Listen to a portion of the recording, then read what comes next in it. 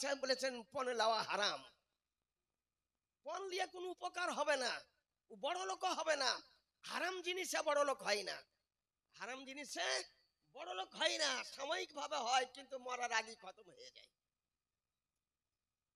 আমি এই ওয়াজটা একদিন আমাদের মুর্শিদাবাদ ডিস্ট্রিক্ট তো জানেন চোর চোট্টা দাগাবাজ তিনিলিয়া মুর্শিদাবাদ, এই ওয়াজটা একদিন করেছিলাম।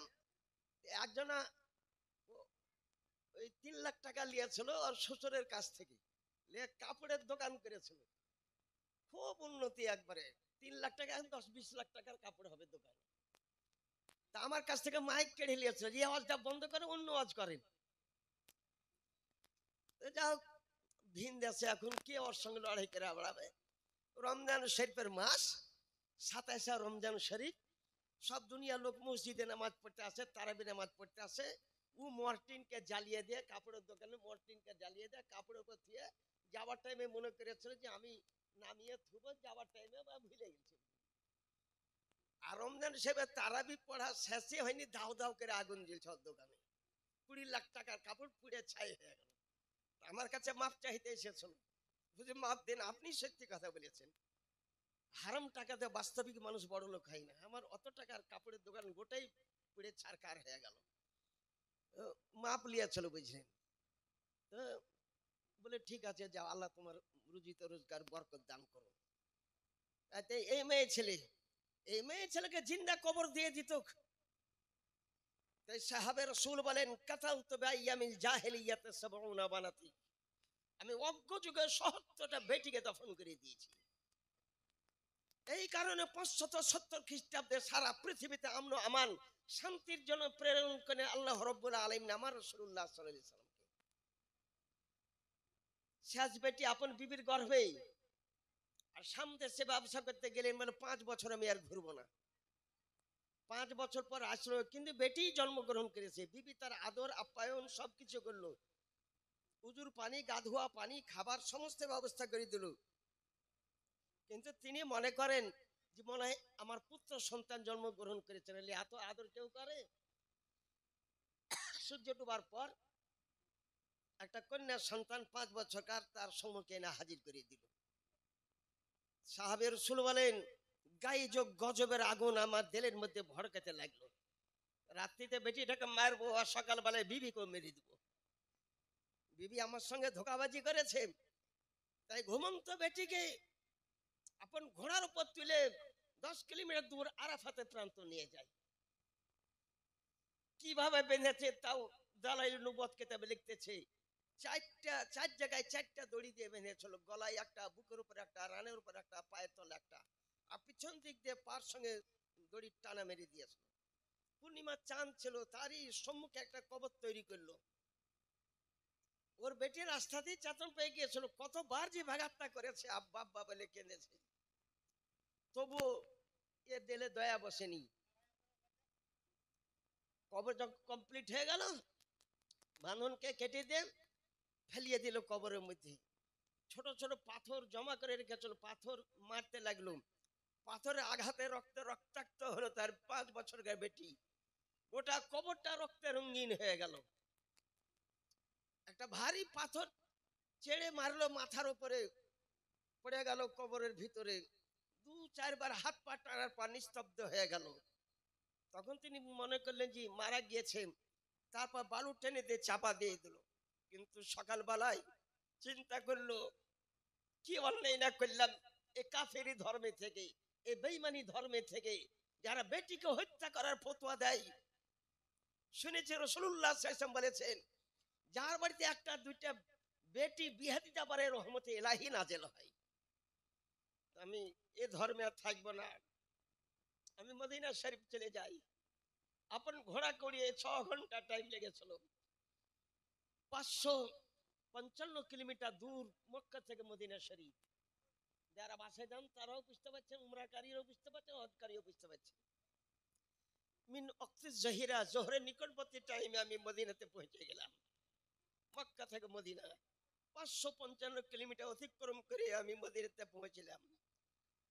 মদিনার মসজিদ নববীর উপর উঠলাম, দেখলাম একটা বাচ্চা কম্বল ঢাকা অবস্থায় আব্বা আব্বা করে কাঁদতেছে। আমি চিন্তা করলাম বেটি আমার মনে হয় আরাফাতে প্রান্ত থেকে এইখানে চলে এসেছে। আমি জীবনে কোনোদিন কোনো ছেলেকে কোলে তুলিনি, কম্বল ঢাকা অবস্থায় আমি কোলে তুললাম, মুখটা দেখলাম তো একটা পুত্র সন্তান, নাম তার সালমান পারিস, নাম তার সালমান পারিস। জিজ্ঞাসা করলাম তুমি এখানে কেন?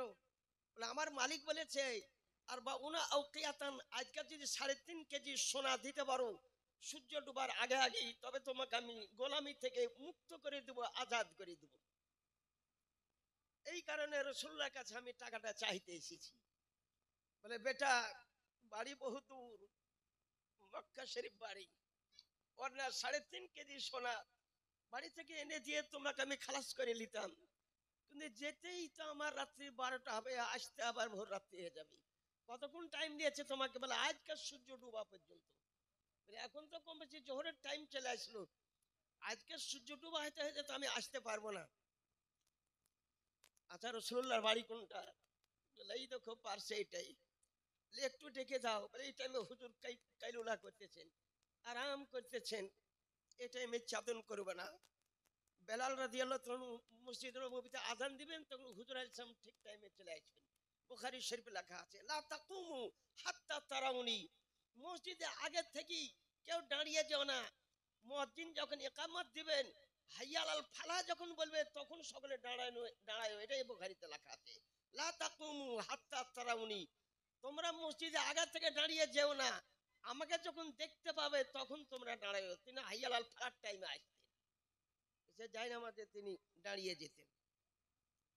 তো বেলাল আযান দিবেন, তখন তিনি আসবেন। হুজুর সাল্লাল্লাহু ঠিকই আসছেন।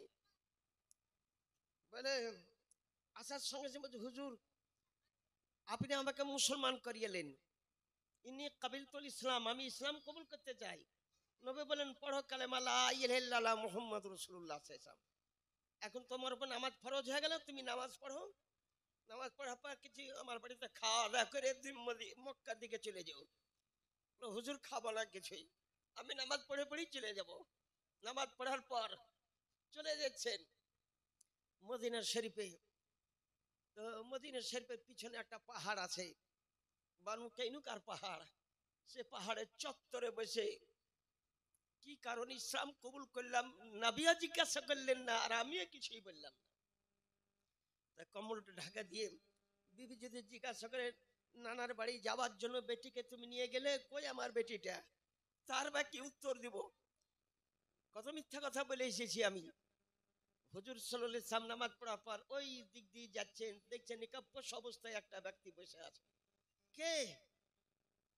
আমি বর্তমান সাহাবে রাসূল। এখনো বাড়ি যাওনি? হুজুর কি কারণে ইসলাম কবুল করলাম আপনিও জিজ্ঞাসা করলেন না, আমিও কিছুই বললাম না। হুজুর বসে গেলেন, সমস্ত ইতিহাসটা শুনলেন। কাসাউতু বিআইয়ামিল জাহিলিয়াতে ৭০ বানাতি, আমার বিবাহ করার কোনো ব্যাপার ছিল না। আমি ৬০ থেকে ৭০টা মেয়ের সঙ্গে আমি ই করেছি, তাতে আমার ৭০টা বেটি জন্মগ্রহণ করেছিল, সবকে জিন্দা কবর দিয়ে দিয়েছি।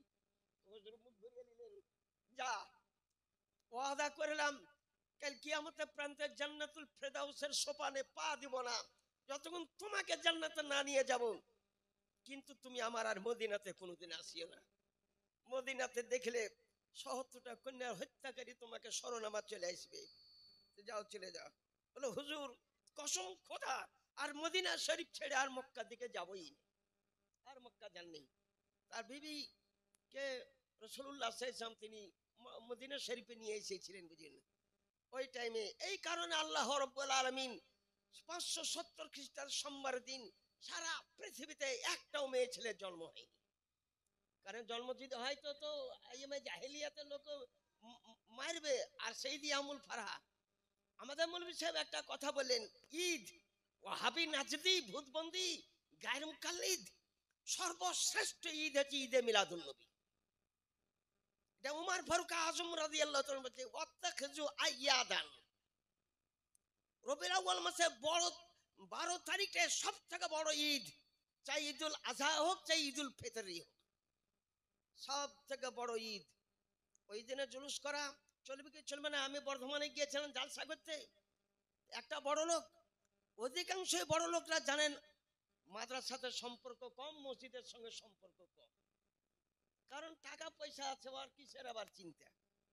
তিনতলা বাড়ি চ্যালেঞ্জ করেছিল রাসূলুল্লাহর সাথে ঈদে মিলাদুন নবী হাদিস শরীফ থেকে যদি প্রমাণ করতে পারে, আর পতাকা উড়া যদি প্রমাণ করতে পারে, 50,000 টাকা তাকে পুরস্কার দিব। তো আমাকে বর্ধমান থেকে ফোন করলো, আর মেলা মৌলবীকে করেছে, বুঝলেন, সাইদাপুরকে করেছে, গাড়িঘাটকে, আমাদের মুর্শিদাবাদে বড় বড় মাদ্রাসা আছে।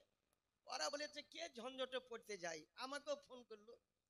আমি চিন্তা করলাম কি করব, একটা মৌলবী সাহেব আটকে দিয়েছে, আমি যদি না যাই তা যাক, যাবো, যাহাই হবে, দুকিল নেই, খেতেই হবে। আমি চলে আসলাম। ওকে পার্সে চেয়ার দিয়েছে, আমার তো চেয়ার আছে, যা লোক হাজারো হাজার, তা কমপক্ষে বোধহয় 20,000 লোক হবে, এই কথা প্রচার হয়ে গিয়েছে, সব লোক চলে এসেছে। কিন্তু সুন্নি বেশি, মানে 15 আনাই সুন্নি আছে। ওদের মৌলবীকে বলেছে যে চলো, নঈমুদ্দিন রেজবি আসছে, সত্যি হাদিস দেখাচ্ছে দেখে লিও। বলে আপনি চ্যালেঞ্জ করেছেন 50,000 টাকার, আপনি যান, আমরা ঝঞ্ঝটুকু যান, আমরা চ্যালেঞ্জ করি না, আমরা যাবো না, আপনি করেছেন, আপনি যান। বলে আর আগে তোমাদের কথা শুনি আমি চ্যালেঞ্জ করে দিলাম, ও চলে এসেছিল। বলে আপনি টাকাটা আগে টেবিলে রাখেন, 3 মিনিট টাইম লাগবে না প্রমাণ করতে। বলে আগে প্রমাণ করে, বলে প্রমাণ করবেন আগে টাকা, 50,000 টাকা চ্যালেঞ্জ করেছেন, টাকা মুখে বলা সোজা, পকেট থেকে বাহির করা খুব কঠিন। যেমন ধরেন আপনার একটা ঈদগাহ, প্রত্যেক গ্রামে একটা ঈদগাহ দরকার, প্রত্যেক গ্রামে মসজিদে দরকার। মসজিদে আমি আগাগোড়াই দেখছি, আমি লালাপুর একবার আসা হলো না, আমি যখন ছোট মসজিদ ছিল তখন এসেছি, তারপরে কিছু হলো তখন এসেছি, কয়েকবার আমি এসেছি, ডাক্তার বাড়িতে আমি ছিলাম।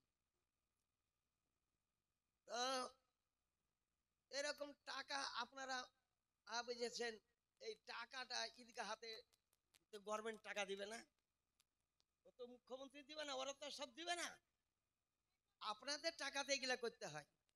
আপনি টাকাটাকে বাহির করেন, 50,000 টাকা বাহির করলো, কিন্তু কত যে কষ্ট হলো, আধ ঘন্টা বেজেতেন, তারপর বাড়ি থেকে না 50,000 টাকা রাখলো। বলে মুসলিম শরীফে 419 পৃষ্ঠাতে লেখা আছে, আজকে মায়েদের দল ডান দিকেও দেখতে পাচ্ছি, বাম দিকেও দেখতে পাচ্ছি। কারণটা কি? ঈদে মিলাদুন নবী উপলক্ষে জালসাটা করতেছেন। ঈদে মিলাদুন নবী সারা বছর যে কোনো দিন করা যায়। কোন কিতাব আছে? ফয়জুল হারামাইন কিতাবে লেখা আছে। শাহ ওলিউল্লাহ মুহাদ্দিস দেহলভী রাহমাতুল্লাহ আলাইহি তিনি বলেছেন। তো রাসূলুল্লাহ জুলুস চলতেছিল, তো মদিনার মেয়ে ছেলে যারা, মদিনার মেয়ে ছেলে পৃথিবীর মধ্যে শ্রেষ্ঠ মেয়ে ছেলে, জুলুসটাকে দেখার জন্য মেয়ে ছেলেরা আপন আপন বাড়ির ছাদের উপরে দাঁড়িয়ে গিয়েছিল, এবং আপন বাড়ির দরজাতেও দাঁড়িয়ে গিয়েছিল বোরকা পরিহিতা অবস্থায়। কিছু কিছু মেয়ে ছেলে 9 বছরকার কম রাসূলুল্লাহর উটের পিছনে পিছনে চলতেছিল। কি বলতেছিল এটাও তো লেখা আছে, ওয়ায়ুনা তুনা ওয়া মুহাম্মদ ওয়া রাসূলুল্লাহ, নারে তাকবীর, আল্লাহু আকবার, নারে রিসালাত, ইয়া রাসূলুল্লাহ বলতেছিলেন। তো মুসলিম শরীফে এরপর তো কোনো হাদিসই নাই, এই হাদিসটাই শেষ হাদিস, এরপরে কোনো হাদিস শরীফই নাই। এটা মুসলিম শরীফের কথা, 86 হাদিস শরীফ। বলে আচ্ছা, এটা হুজুর জুলুসটা মেনে নিলাম, বলে জুলুস করা জায়েজ। একখান কেতাব না, আমার কাছে 17 খান কেতাব আছে যে জুলুস মুস্তাফা করা জায়েজ। লাখো লাখো নেকি, কয়েক বছরকার নেকি। 1 ঘন্টা যদি আপনি জুলুসটা করেন, আচ্ছা পতাকা উড়ানোটা আপনি দেখান, পতাকা উড়ানো, বলে পতাকা উড়ানো এটা খাসাইয়ে কুবরা কিতাবের 48 পৃষ্ঠায় প্রথম খণ্ডে লেখা আছে। যেদিন নবী পৃথিবীতে আসেন, জিবরিল আমিনকে বলেন পতাকা উড়াও, কখন পতাকা? বলে সালাসাতা আলামিন মাজরুবাতিন, সবুজ রঙের 3টা পতাকা নিয়ে যাও। আলামান ফিল মাশরিকে ওয়া আলামান ফিল মাগরিবে ওয়া আলামান আলা সাকফিল কাবা, একটা পূর্ব দিকে উড়াও, একটা পশ্চিম দিকে উড়াও, একটা কাবা শরীফের ছাদের উপরে উড়াও। কাবা শরীফটা হয়েছে পৃথিবীর মাঝখান, কোন বৈজ্ঞানিক রদ করতে পারেনি। চাইলে নিউটনকে বলেন, গ্যালিলিওকে বলেন, আইনস্টাইনকে বলেন, ও আপনি ডারউইনকে বলেন, যে কোনো বৈজ্ঞানিককে বলেন, নবী আমার বলেছেন কাবা বিশ্বের মাঝখান।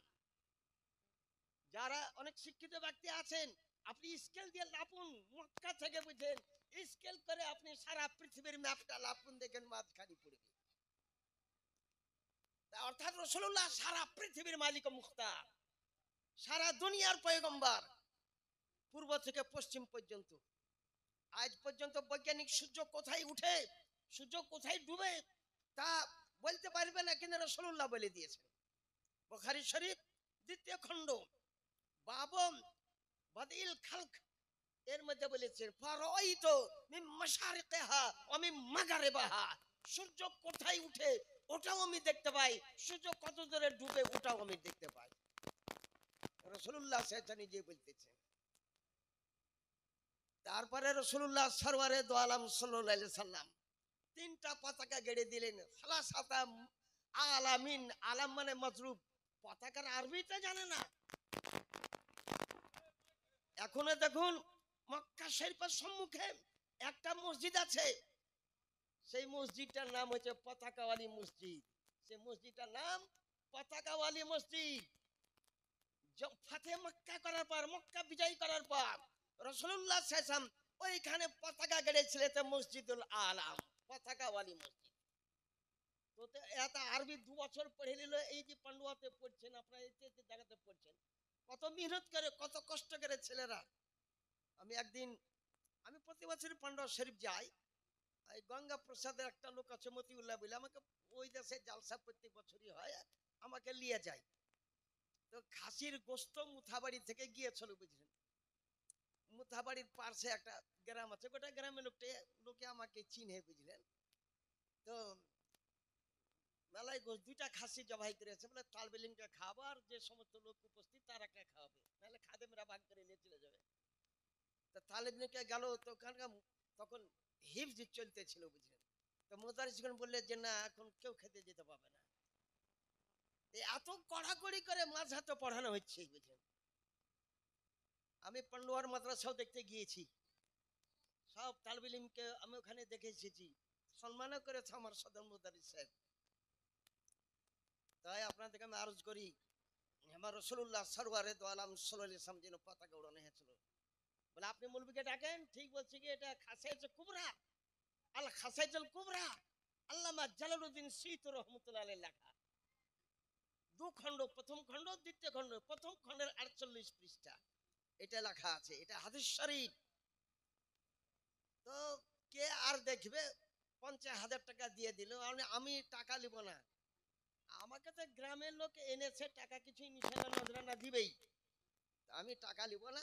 সামনে বছর ঈদে মিলাদুন নবী কায়েম করেন, আপনারা এই 50,000 টাকা আপনারা জমা করে নেন, সামনে বছর আবার খুব জোরে সরি ঈদে মিলাদুন নবী কায়েম করেন। ও বললো যে হুজুর আমি তওবা করলাম, সামনে বছর থেকে ঈদে মিলাদুন নবীতে যত টাকা খরচ হবে আমি দিয়ে দিব। তাই মুনাজির যারা, মাওলানা হওয়া একটা ধাপের প্রথম সিঁড়ি, একটা মুনাজির হওয়া একটা ধাপের শেষ সিঁড়ি, বুঝলেন, এটা আপনি জেনেলেন। কিন্তু আজকাল গলা ভালো যার, তাকে মেয়ে ছেলেরা পছন্দ করেন। যদি আমার জন্ম হতো নবীর যুগে, তাহলে কেমন হতো। মেলা গজল ভুলভাল পড়ে, আমাকেই বুঝেছেন ধরতে হয়। যদি আমার জন্ম হতো নবীর যুগে, তো নবীর যুগে তো আবু জাহেলও ছিল, আবু লাহাবও তো ছিল, উতবাও তো ছিল, সাইবাও তো ছিল, উমাই বিন খালদ ছিল, ওলীদ বিন মুগীরা ছিল, কত কাফের ছিল, যেখানে রাসূলুল্লাহকে মক্কা শরীফ ছেড়ে মদিনা শরীফ যেতে হয়েছিল।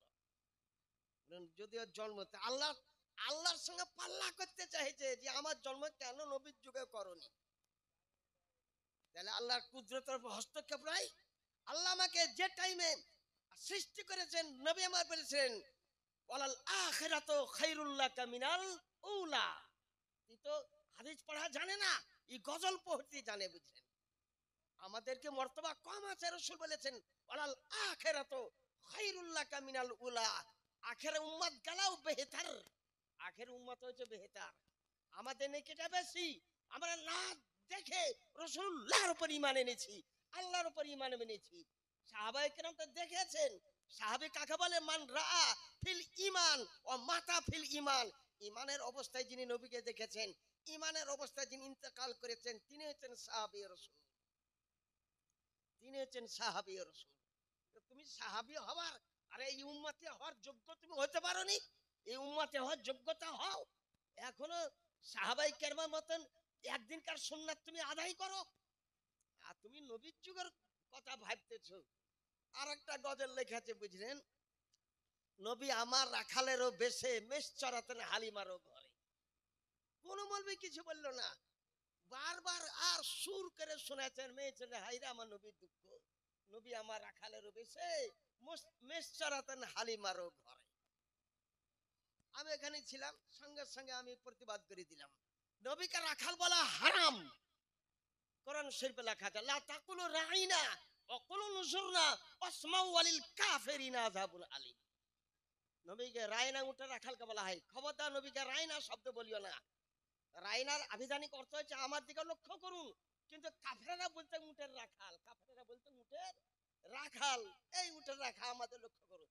তাই যে শব্দটা মুশতারাক শব্দ, দুদিকে ঘুরে, এই শব্দ নবীর জন্য ব্যবহার করিও না। কি বলো? উনজুরনা শব্দ বলো। আপনি হচ্ছে নবীর রাখালেরও বেশে উট চড়াতে, মেষ চড়াতেন হালিমার ঘরে। কবে রাসূলুল্লাহ উট চড়ালেন? কবে রাসূলুল্লাহ মেষ চড়ালেন হালিমার বাড়িতে? হালিমার বাড়িতে যাওয়া তো হালিমার বরকত আসলো, ছাগলে বরকত আসলো, উঠে বরকত আসলো। এরকম কিছু বুঝেছেন গজল মজল গেলাল লেখে। তাই আপনাদেরকে আমি আরজ করি, আমার রাসূলুল্লাহ সাল্লাল্লাহু আলাইহি সাল্লাম জন্ম কিভাবে হলো? লেখা আছে যে রাসূলুল্লাহ সাল্লাল্লাহু আলাইহি সাল্লাম পৃথিবীতে যেদিন আসেন, অফিস সাজদা, সেজদার অবস্থায় নবীকে দেখতে পাওয়া গিয়েছিল। পিঠ কিন্তু নবীর গুপ্ত অঙ্গ নিচের দিকে থাকে, দেখতে পাইনি। কয়েকজন ছিল, আপনাদেরকে বলে দিলাম এর আগে, এক কথা ঘুরিয়ে ফিরে বারবার করে বলবো না। রাসূলুল্লাহকে তুলে নিয়ে চলে গেলেন জিবরিল আমিন মিন সুন্দুসি ওয়া আবকারি মিন হিসান। সুন্দুসের কাপড়, আবকারি হেসানের কাপড় পরিয়ে জিবরিল আমিন আমিনা খাতুনের কোলে দিলেন। জিবরিল আমিন বলতেছেন, বাহ বাহ কাবাজা আলা দুনিয়া কুল্লাহা, শাবাশ শাবাশ হুজুর, আপনি সারা দুনিয়ার উপর কবজা করে নিলেন, সারা দুনিয়ার উপর কবজা করে নিলেন।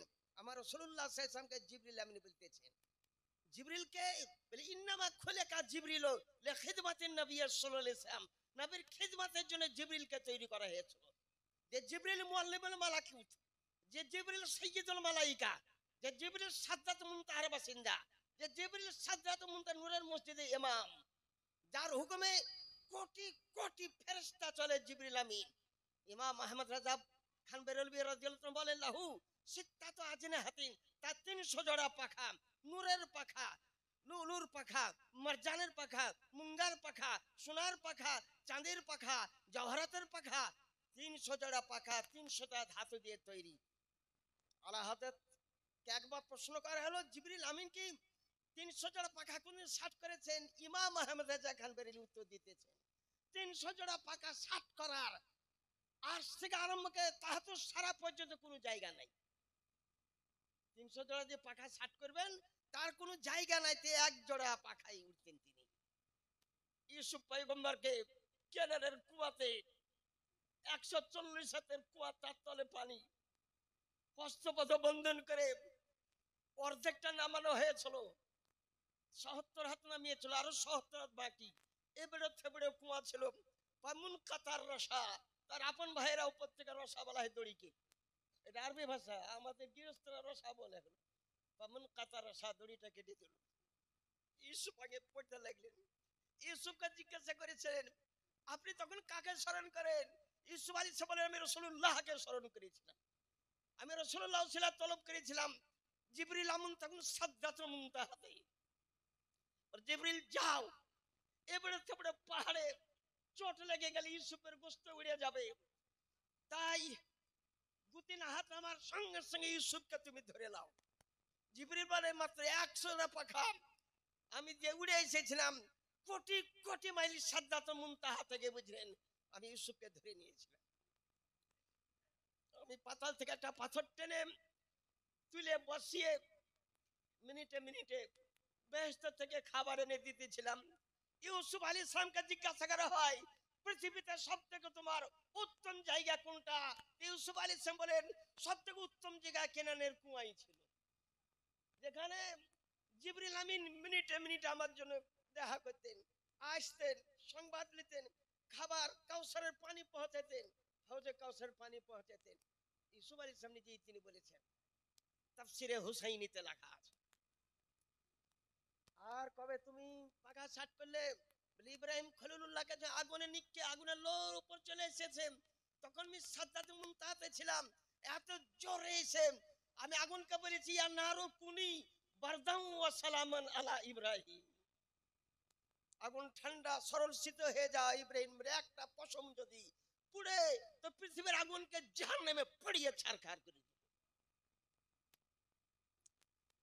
আর কবে বলে হুজুর ওহুদ প্রান্তরে আপনার দান দান শহীদ হয় আমার তাজুস সারিয়া বলতেছেন আমার নবীর দাঁত ওহুদ প্রান্ত শহীদ হয়নি। এই জীবনী গায়ক বক্তারা গলত সলত কথা বর্ণনা করে, নবীর দাঁত শহীদ হলো, কোন দাঁতটা শহীদ হয়েছিল? নবীর কোন দাঁত শহীদ হয়নি। রাসূলুল্লাহ সাল্লাল্লাহু আলাইহি ওয়াসাল্লামের দাঁতের উপরকে ওলাইয়া সানাইয়া ওলিয়া বলা হয় বুঝছেন, দাঁতকে বুঝেছেন, আর নিচটাকে সুফলা বলা হয়, নিচকার পাটির দাঁতকে সুফলা, উপরকার ওলাইয়া বলা হয়। তার চওড়া দুইটা দাঁত আছে। কামিয়া কাফের পাথর মেরেছিল, যে পাথরটা রাসূলুল্লাহর হেলমেটে লেগেছিল, সে হেলমেটে ধাক্কা লেগেছিল, দাঁত কিন্তু শহীদ হয়নি, রক্ত একটু বাইর হয়েছিল। ওখানে আবু সাইদ খুদরির পিতা ওখানে উপস্থিত ছিলেন। আবু সাইদ খুদরি রাদিয়াল্লাহু পিতা তিনি ওই রক্তকে ধরে পান করে নিয়েছিলেন। অবশ্য রক্ত খাওয়া হারাম, রক্ত খাওয়া হারাম। কোরআন বলে ইন্নামা হুররিমা আলাইকুমুদ দাম, আমি তোমাদের জন্য রক্ত হারাম। কিন্তু রাসূলুল্লাহর রক্ত আবু সাইদ খুদরির পিতা সেনান রাদিয়াল্লাহু তাআলা তিনি পান করেছিলেন। আমার রাসূলুল্লাহ বলেন কে পান করলে? বলে আমি হুজুর। বলে মান আরাদা আন তানজুরা রাজুলাল জান্নাতে ফানজুর ইলা হাদা, জীবন্ত কোন জান্নাতে মানুষকে দেখতে হয় তো সেনানকে দেখো। আমার রক্ত পান করেছে, দোজখের আগুন তার জন্য হারাম, একদম দোজখের আগুন তার জন্য হারাম। সেনানতে তিনি পান করেছিলেন। আর তাজুস শরিয়া তিনি বলতেছেন কোন দাঁত শহীদ নেই, যারা দাঁত শহীদের কথা বলে তারা গলত বর্ণনা করে, কোন কিতাব থেকেই প্রমাণ তারা করতে পারবে না। বেরাদারান ইসলাম, ওই টাইমে আমি একবার এসেছিলাম, ইত্যাদি ইত্যাদি বার আমি এসেছি দুনিয়াতে। আর ইয়া রাসূলুল্লাহ সাল্লাল্লাহু আলাইহি সাল্লাম আপনার যেদিন 40 দিন বয়স সেদিন আপনি কাঁদতে ছিলেন, ওটা হালিমার বাড়িতে আপনি কাঁদতে ছিলেন। হালিমা রেখে দিয়ে চলে গিয়েছিল।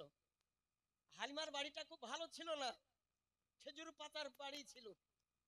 খেজুর পাতা সেই বছর নতুন করে ছাউনি দিতে না পারার কারণে শ্রীগাল এবং কুকুর অনায়াসে ভেতরে প্রবেশ করতে পারত। আর রাসূলুল্লাহ সাল্লাল্লাহু আলাইহি ওয়াসাল্লামের ওই ঘরে একটা ঘরে দুজন ছেলে কাঁদতেছিল, একটা নাম আব্দুল্লাহ ইবনে হালিমা। আব্দুল্লাহ, হালিমার স্বামী নাম হারেস, হালিমার স্বামীর নাম হারেস। এই ছেলেটা কাঁদতেছিল, রাসূলুল্লাহ সাল্লাল্লাহু আলাইহি ওয়াসাল্লাম কাঁদতেছিল। আল্লাহ বলেন জিবরিল যাও রাসূলুল্লাহ দোলনা চালাওগা। এটা বুখারী শরীফে হাদিসে লেখা আছে। জিবরিল আসলেন, ওয়াতাহাররাকু বিতাহরিকিল মালাইকা। জিবরিল আমিন রাসূলুল্লাহ দোলনা চালাতেছিলেন। আকাশে চাঁদ অবিন হাইসো আশারতা মালা रक्स करती थी उनकी शाहरों पे चांद। मैं शगस्ता की सूरत देखो, कांप कर मोहर की रजात देखो, मुस्तफा प्यारे की कुदरत देखो, ऐसे एजाज हुआ करते हैं। যেদিকে আঙুল ভরেছে আকাশের চাঁদ, সেই দিকে নবী আলাইহিস সালাম কানুনকে বন্ধ করে দিলেন। তাই জিবরিল বলেন ওয়াতা হাররাকা বিতাহরিকা মালাইকা। বুখারী শরীফ 7275টা হাদিস শরীফ আছে। এই হাদিস শরীফটার দ্বিতীয় খণ্ড বাবা উম্মাহাতুকুম লাতি আরদানাকুম, বলে ওয়াহাবিয়াত নাজরিয়াত হাত ঝাড়ু আর দাল শাল। আরে মুসলমান তো ঈদে মিলাদুন নবী পালন করি, কাফেররা পর্যন্ত পালন করেছে।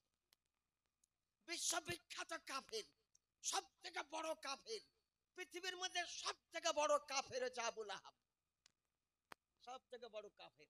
এই কোরআন শরীফে লেখা আছে তাব্বাত ইয়াদা আবি লাহাব তাব্বা মা আগনা আনহু মালহু মা কাসাব সায়াসলা নারান যাতা লাহাব ওয়া আমরাতু হাম্মালাত হাতাব ফি জিদিয়া হাবলুম মিন মাসাদ। আবু লাহাবের হাত ভেঙে যাক, গুড়িয়ে যাক। আবু লাহাব ধোঁকাবাজ ব্যক্তি। আবু লাহাবের বিমে জামিল পাত কুড়হানি, খড়ি কুড়হানি, খেজুরের ডাল কুড়হানি, বাগানে গিয়ে খেজুরের ডাল কুড়িয়ে লকড়ি করত, খেজুরের গলার ফাঁস লেগে ওই আবু লাহাবের বিবি পর্যন্ত মারা যাক, এই কথা কোরআন শরীফে লেখা আছে। কিন্তু সুয়াইবা খাতুন যখন শুভে সাদিকের টাইমে দরজে দস্তক মারল, আবু লাহাবের এ বাঁধি ছিল। আবু লাহাব নিজে বলেছে, আমি এই মেয়েটা ইফাতের খাতির করে জিন্দগিতে কোনোদিন তাকে বিছানায় নিয়ে শুইনি, কোনোদিন তার সঙ্গে আমি ব্যবহারটা করি নাই, এ কথাও লিখতেছে। তো আবু লাহাব ভোর রাত্রিতে খুব গভীর নিন্দ পাড়ে, চেতন পাবে যে কে তুমি, উপযুক্ত প্রমাণ করতে যদি না পারো তো তোমাকে আরবি চাবুক দিয়ে তোমার পিঠের চামড়াকে 2 নম্বর করে দিব। দরজা খুললো, বলে ইয়া মাওলায়া কাদ তাওয়াল্লাদা মুহাম্মদ ইবনে আব্দুল্লাহ নূর মিল নূরিল্লাহ ইয়া আইয়ুহাল মুশতাকুনা বিনূরে জামালিহি সাল্লু আলাইহি ওয়া সাল্লামু তাসলিমা। এ আমার মনিব, আপনার ভাতিজা আব্দুল্লাহর বেটা পুত্র সন্তান জন্মগ্রহণ করেছে। তা আমার বাড়ি তো বহু দূর, আফ্রিকা অঞ্চলে বাড়ি, কাকে আমি এত বড় খুশির সংবাদ দিব? তাই তুমি আমার মনিব, তুমি আমার আকা, তাই তোমাকে তোমার আপন ভাতিজার জন্মের বেলাতে খবর দিতে এসেছি। বলে আহ, কত বড় শুভ সংবাদ, এত বড় খুশ আমদাদের সংবাদ পৃথিবীর কেউ আমাকে দেয়নি। উনি চালিয়ে বলে যা ইন্নাকা আনতে হুররুন, তোমাকে যাও আমি আজাদ করে দিলাম, যাও রাসূলুল্লাহ খিদমত করো গা, যাও। কিছুদিন পর আবু লাহাব মারা গেল। আবু লাহাবকে বসন্ত হয়েছে, জঙ্গে বদরে যেতে পারেনি, কিন্তু জঙ্গে বদর থেকে এসে বেশি দিন জিন্দাও ছিল না, বসন্ত হওয়ার কারণে মারা গিয়েছিল। একদিন স্বপ্ন দেখলো, আব্বাস রাদিয়াল্লাহু তাআলা কিংবা অন্য কোনো ব্যক্তি স্বপ্নে দেখলেন, কি খবর আবু লাহাব? বললো খুব কষ্টে আছি, খুব আযাবে আছি, কিন্তু সোমবারের দিন আমার আযাব তাকফীফ হয়ে যায়। আর আমি যে আঙ্গুল দ্বারা সুয়াইবাকে আজাদ করেছিলাম, বৃদ্ধ আঙ্গুল দ্বারা একটু দুধ আর একটু পানি আমি পাই, তাতে আমি আরামে থাকি। তা আপনাদেরকে বলি, একটা বিখ্যাত কাফের যদি রাসূলুল্লাহ মিলাদুন নবীর খুশি দেন একটা সুয়াইবাকে আজাদ করে, যে আবার বুখারী শরীফে লিখতেছে, যে আবার বুখারীতে লেখা আছে। এরা তো বুখারী পড়ে না, বুখারী আমি 2 বার পড়েছি, তো এরা বুখারী পড়ে না। বাবু উম্মাহাতুকুল্লাতি আরদা ওইটাই লেখা আছে। মেলা কটা হাদিস শরীফ আপনাকে শোনালাম, আমি এখনো বর্ণনাই করব, আমি কিছুক্ষণ গৌস আজমের বর্ণনা আপনাদের সম্মুখে করব। তা আমি মুসলমানকে আমি আরজ করব, আবেদন করব, একটা মুসলমানকে আমি আরজ করব, আমার রাসূলুল্লাহ জিন্দা নবী, হায়াতুন নবী রাসূলুল্লাহ সাল্লাল্লাহু আলাইহি ওয়াসাল্লাম মদিনার কবরে জিন্দা, কবরের নামাজও পড়েন, রোজাও রাখেন, কবর থেকে হজও করতে যান রাসূলুল্লাহ সাল্লাল্লাহু আলাইহি ওয়াসাল্লাম। সেই জিন্দা নবী আমার রাসূলুল্লাহ সাল্লাল্লাহু আলাইহি ওয়াসাল্লাম। এখানে অনেক মায়েরা বোনেরা আছেন, সামনে অনেক বাটা ছেলে বসে আছেন, এইদিকে অনেক মেয়ে ছেলে বসে আছেন। আপনাদের কাছে আরজ করব, ঈদগাহকে আরবিতে মুসাল্লা বলা হয়, ঈদগাহকে আরবিতে মুসাল্লা বলা হয়। আল মুসাল্লা কা হুকমিল মসজিদ, ঈদগাহটা মসজিদের হুকুম। মসজিদে ছাগল চড়া গরু চড়া চলে না, ঈদগাহতেও চলে না। মসজিদে জুতা পায়ে উঠা চলে না, ঈদগাহতে চলে না। মসজিদের সম্মান করতে হয়, ঈদগাহেরও সম্মান করতে হয়। সব দিক দিয়ে বুঝেছেন, কা হুকমিল মসজিদ লেখা আছে। আমি মুফতি লাইন পড়া ব্যক্তি, আমাকে পড়াইতে হয়, মেলা রকমের প্রশ্নের উত্তর আমাকে দিতে হয়। ব্রাদার নিসাম, একটা মুসলমানকে আরজ করব, আজকে সর্বপ্রথম, কোনোদিন সর্বপ্রথম এই দাবিটা করি না, আজকে আমি করতেছি। লালাপুর ও সোয়ে লালাজার ফিরতে হেই, এই দিন বাহার ফিরতে হেই, এটা আলা হাসান নিজে বলেছেন। লালাজার লালাপুর, যেটা কাবা শরীফের চতুর্দিকে তপ করে তাদের কি লালাজার বলা হয়। ও সুয়ে লালাজার ফিরতে হেই, তেরে দিন এ বাহার ফিরতে হেই। চলতেছে মসজিদে আজম বলতে। লালাপুরের মুসলমান কিংবা বাহিরকার মুসলমান মায়েরা বোনেরা যে আছেন, আমি বেশি কষ্ট আপনাকে দিব না, মাত্র রসুল্লাহর নামে আপন বাপ রসুলের নামে দিলে বাপের নামে পৌঁছাবে, মার নামে পৌঁছাবে, দাদুর নামে পৌঁছাবে, দাদের নামে পৌঁছাবে। তবে শুনি জামাত চাই নাবির নামে, হাজির নাজির নবীর নামে মাত্র 1000 টাকা। কোন একটা মুসলমান যদি তাড়াতাড়ি পারেন, আর ওই টাকা আদায় করার জন্য টাইমে বেশিক্ষণ নষ্ট আমি করবো না, মাত্র 1000 টাকা কোন একটা খোদার বান্দা যদি পারেন, মাত্র 1000 টাকা, কোন মা পারেন, বোন পারেন, ভাইয়েরা পারেন, কোন লোক যদি পারেন, মাত্র 1000 টাকা ঈদগাহার জন্য আপনি 1000 টাকা দিবেন। এই মহফিলের যত ব্যক্তি আছে, রোজি মুমিন, সুবহানাল্লাহ সুবহান, রোজি মুমিন যোগ্য বাপের যোগ্য বেটা রোজি মুমিন ছিল এখানেতে, 1000 টাকা দিলেন ঈদগাহার জন্যতে। আল্লাহুম্মা আমিন। তা দানকে কবুল আব রব্বুল আলামিন। এদিকে মসজিদ আছে, মসজিদ এত সুন্দর মার্বেল পাথর দিয়ে মসজিদ, ওইটা আমাদের মৌলভী সাহেব বলতেছিলেন, আমাদের আলতা মৌলভী সাহেব বলতেছিলেন, হ্যাঁ আনিসুর রহমান, ভালো নাম, বুখারী শরীফ 506 পৃষ্ঠাতে নাম আছে, আনাস বিন মালিক। তো বলতেছে হুজুর দোয়া করে আল্লাহ যেন রুজিতে বরকত দান করেন। তো রাসূলুল্লাহ হাত তুলে দোয়া করলেন, হাত তুলে রাসূলুল্লাহ সাল্লাল্লাহু আলাইহি আল্লাহ বারিক লানা ফি তাআমিনা, তিনটা দোয়া করেছেন রাসূলুল্লাহ সাল্লাল্লাহু আলাইহি ওয়াসাল্লাম। ইয়া আল্লাহ তার রুজিতে বরকত দাও, সন্তানে বরকত দাও, আর বয়সকে বৃদ্ধি করে দাও, তিনটা দোয়া করলেন। তো আনাস রাদিয়াল্লাহু আনহু বলতে হুজুর রুজির জন্য দোয়া করলেন, আবার সন্তানের জন্য দোয়া করলেন, কটা বাচ্চা হবে? বলে তোর ফ্যামিলিতে 50টা হবে যা। বলে বাড়ি তো আমার অতখান ঘরই নাই। বলে 60টা হবে যা। বলে হুজুর একটু কমিয়ে দেন। বলে 70টা হবে যা। বলে হুজুর আর কোনো কথাই বলবো না। বলে 80টা হবে যা। বলে আসসালামু আলাইকুম হুজুর বাড়ি চললাম। বলে 90টা হবে যা।